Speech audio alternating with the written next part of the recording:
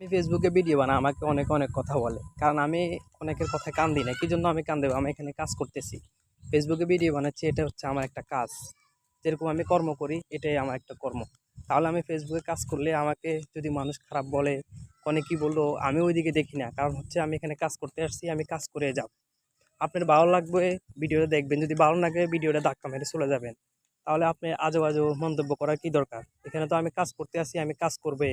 আপনি আমাকে যাই বলেন না বলেন, আমি তো এখানে আর অশ্লীল কোনো ভিডিও দিচ্ছি না, অশ্লীল কোনো ভিডিও বানাচ্ছি না।